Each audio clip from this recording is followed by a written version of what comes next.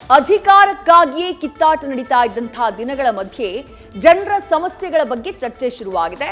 ಇವತ್ತಿನಿಂದ ಬೆಳಗಾವಿಯಲ್ಲಿ ಚಳಿಗಾಲದ ಅಧಿವೇಶನ ಆರಂಭವಾಗಿದೆ. ಮೊದಲ ದಿನವೇ ಸರ್ಕಾರದ ವಿರುದ್ಧ ವಿಪಕ್ಷಗಳು ಮುಗಿಬಿದ್ದಿವೆ.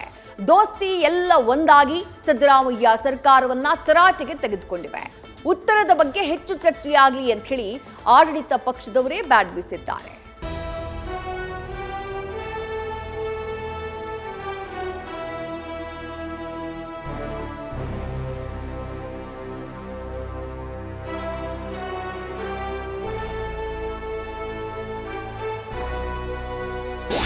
ರಾಜ್ಯದಲ್ಲಿ ಸಮಸ್ಯೆಗಳ ಸರಮಾಲೆಯೇ ಇದೆ.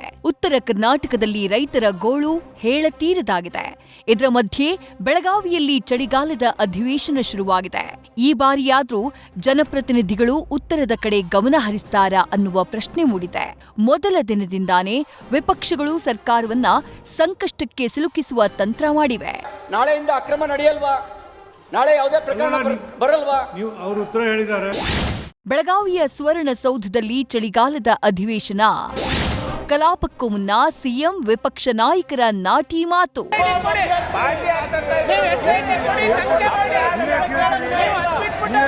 ಇವತ್ತಿನಿಂದ ಬೆಳಗಾವಿಯಲ್ಲಿ ವಿಧಾನಮಂಡಲದ ಚಳಿಗಾಲದ ಅಧಿವೇಶನ ಆರಂಭವಾಗಿದೆ. ಮೊದಲ ದಿನ ವಿಧಾನಸಭೆಯಲ್ಲಿ ವಂದೇ ಮಾತರಂ ಗೀತೆ ಮೂಲಕ ಕಲಾಪ ಆರಂಭಿಸಲಾಯಿತು. ಸ್ಪೀಕರ್ ಯುಟಿ ಖಾದರ್ ಸದಸ್ಯರಿಗೆ ಸಂವಿಧಾನ ಪೀಠಿಕೆಯನ್ನ ಬೋಧನೆ ಮಾಡಿದ್ರು. ಬಳಿಕ ಇತ್ತೀಚೆಗೆ ಮಡಿದಂತಹ ಗಣ್ಯರಿಗೆ ಸದನದಲ್ಲಿ ಸಂತಾಪವನ್ನ ಸೂಚಿಸಲಾಯಿತು. ಸಂವಿಧಾನವನ್ನು ಅಂಗೀಕರಿಸಿ ಅಧಿನಿಯಮಿಸಿ ಅರ್ಪಿಸಿಕೊಂಡಿದ್ದೇವೆ. ಅಧಿವೇಶನ ಆರಂಭಕ್ಕೂ ಮುನ್ನ ಸುವರ್ಣಸೌಧದ ಮೊಗಸಾಲೆಯಲ್ಲಿ ಸಿಎಂ ಸಿದ್ದರಾಮಯ್ಯ ವಿಪಕ್ಷ ನಾಯಕ ಆರ್ ಅಶೋಕ್ ಮುಖಾಮುಖಿಯಾದ್ರು. ಈ ವೇಳೆ ಅಶೋಕ್ ಹೆಗಲ ಮೇಲೆ ಕೈ ಹಾಕಿದಂಥ ಸಿಎಂ ಯಾಕಯ್ಯ ಸಣ್ಣಗಾಗಿದೀಯಾ ಅಂತ ಪ್ರಶ್ನೆ ಮಾಡಿದ್ರು. ಇದಕ್ಕುತ್ತರಿಸಿದಂಥ ಅಶೋಕ್ ನಿಮ್ ರೀತಿ ನಾಟಿ ಕೋಳಿ ತಿನ್ನೋದಿಲ್ಲ, ಈಗದನ್ನ ಬಿಟ್ಟಿದ್ದೀನಿ ಎಂದ್ರು. ಆಗ ನಾಟಿ ಕೋಳಿ ತಿನ್ಬೇಕಯ್ಯ, ಏನೂ ಆಗೋದಿಲ್ಲ ಅಂತ ಸಿದ್ದರಾಮಯ್ಯ ಹೇಳಿದ್ದು ಸ್ವಾರಸ್ಯಕರವಾಗಿತ್ತು.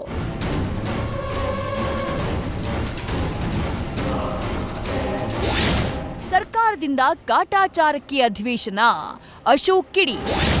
ಸಿಎಂ ಡಿಸಿಎಂ ಕಿತ್ತಾಟದಿಂದ ಆಡಳಿತ ಕುಸಿತ ಎಂದ ಬಿವೈವಿ. ಸಿಎಂ ಕುರ್ಚಿ ಕಿತ್ತಾಟವನ್ನೇ ಬಿಜೆಪಿ ಅಸ್ತ್ರ ಮಾಡಿಕೊಂಡಿದೆ. ಇದನ್ನೇ ಹಿಡಿದು ನಾಳೆಯಿಂದ ಸರ್ಕಾರಕ್ಕೆ ಚಾಟಿ ಬೀಸೋಕೆ ಸಜ್ಜಾಗಿದೆ. ಸರ್ಕಾರ ಕಾಟಾಚಾರಕ್ಕೆ ಅಧಿವೇಶನ ಮಾಡ್ತಾ ಇದೆ. ನಾವು ನಾಳೆಯಿಂದ ರೈತರ ಜೊತೆ ಸೇರಿ ಹೋರಾಟ ಮಾಡ್ತೀವಿ ಅಂತ ಹೇಳಿ ವಿಪಕ್ಷ ನಾಯಕ ಆರ್ ಅಶೋಕ್ ಗುಡುಗಿದ್ದಾರೆ. ಇತ್ತ ಸಿಎಂ ಡಿಸಿಎಂ ಕಿತ್ತಾಟದಿಂದ ಆಡಳಿತ ಯಂತ್ರ ಕುಸ್ತಿದೆ ಅಂತ ಬಿಜೆಪಿ ರಾಜ್ಯಾಧ್ಯಕ್ಷ ಬಿವೈ ವಿಜಯೇಂದ್ರ ಕಿಡಿಕಾರಿದ್ದಾರೆ.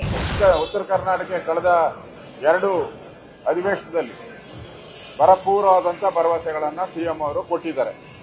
ಕೆಲವಕ್ಕೆಲ್ಲ 6 ತಿಂಗಳು 1 ವರ್ಷದಲ್ಲಿ ಕಂಪ್ಲೀಟ್ ಮಾಡ್ತೀನಿ ಅಂತ. ಇನ್ನು ಯಾವುದು ಮಾಡೇ ಇಲ್ಲ, ಕಂಪ್ಲೀಟೇ ಮಾಡಲಿಲ್ಲ.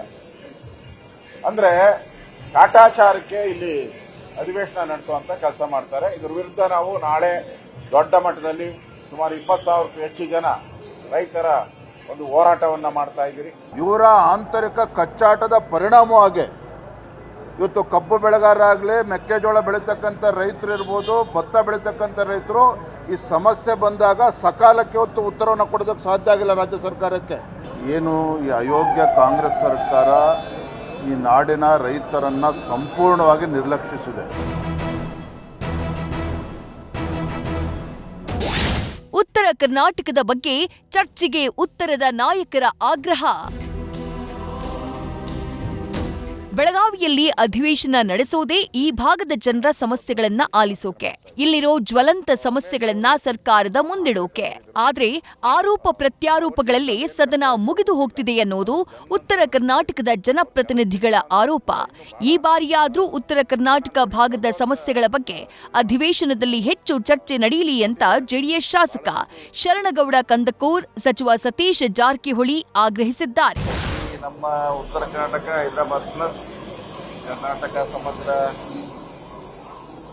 ಅಭಿವೃದ್ಧಿ ಚರ್ಚೆ ಆಗ್ಬೇಕಂತ ಪ್ರತಿ ಸಾರಿ ಬಯಸ್ತಾ ಇದೀವಿ ನಾವು. ಆ ರೀತಿ ಆಗ್ತಾ ಇಲ್ಲ. ಎಲ್ಲೋ ಯಾವ ಕಡೆ ಚರ್ಚೆ ಹೋಗ್ತಾ ಇದೆ. ನಾಳಿಂದಲೇ ಸರಿಯಾದ ದಿಕ್ಕಿನಲ್ಲಿ ಹೋದ್ರೆ ಈ ಅಧಿವೇಶನಕ್ಕೆ ಮಾತು ಬರುತ್ತೆ. ನೋಡಿ, ಈಗ ನಮ್ಗೆ ಕೊಡ್ತಕ್ಕಂಥ ಅವಕಾಶ ಕಡೆ 2 ದಿನ 3 ದಿನ ಇರುವಾಗ ಮಾತಾಡಕ ಅವಕಾಶ ಕೊಡ್ತಾರೆ. ನಮ್ಗೆ ಅವಕಾಶ ಕೊಟ್ಟು ನೆಕ್ಸ್ಟ್ ಕೊನೆಯ ದಿನ ಮುಖ್ಯಮಂತ್ರಿಗಳು ಉತ್ತರ ಕೊಡ್ತಾರೆ. ಇನ್ನು ನಾವು ಕೇವಲ ಸಮಸ್ಯೆಗಳನ್ನ ಹೇಳ್ಕೊಂತೆ ಹೋಗ್ತೀವಿ, ಅದಕ್ಕೆ ಪರಿಹಾರ ಇಲ್ಲ. ಆ ಪರಿಹಾರ ಇಲ್ಲಾರದೆ ಇವತ್ತು ಈ ಭಾಗದ ಜನ ಆಗ್ಬೋದು, ಜನಪ್ರತಿನಿಧಿಗಳಾಗ್ಬೋದು, ಹೋರಾಟಗಾರರಾಗ್ಬೋದು, ಎಲ್ಲರೂ ರೋಸಿ ಹೋಗಿದ್ದೀವಿ. ಇದ್ರ ಬಗ್ಗೆ ಸರ್ಕಾರ ಏನಾದ್ರೂ ಕ್ರಮ ತಗಂತದ ಅಂತ ನನಗೇನು ವಿಶ್ವಾಸ ಇಲ್ಲ. ಸುವರ್ಣಸೌಧದಲ್ಲಿ ಅಭಿವೃದ್ಧಿಯ ಬಗ್ಗೆ ಚರ್ಚೆಯಾಗಲಿ. ರಾಜ್ಯದಲ್ಲಿ ಅದರಲ್ಲೂ ಉತ್ತರ ಕರ್ನಾಟಕ ಭಾಗದ ಜನರಿಗೆ ಈ ಬಾರಿಯ ಸದನ ಸುವರ್ಣವಾಗ್ಲಿ ಅನ್ನೋದು ಈ ಭಾಗದ ಜನಪ್ರತಿನಿಧಿಗಳ ಆಗ್ರಹ. ಆದರೆ ಅಧಿವೇಶನ ಯಾವ ದಿಕ್ಕಿನೆಡೆಗೆ ಸಾಗುತ್ತೆ ಎನ್ನುವುದು ನಾಳೆಯಿಂದ ಗೊತ್ತಾಗಲಿದೆ. ಹರೀಶ್ ಕಾಕೋಳ್ ಜೊತೆ Shivaprasad, news first, Belagavi. News first ನಿರ್ಭೀತಿಯಿಂದ ನಿಮ್ಮ ಪರವಾಗಿ.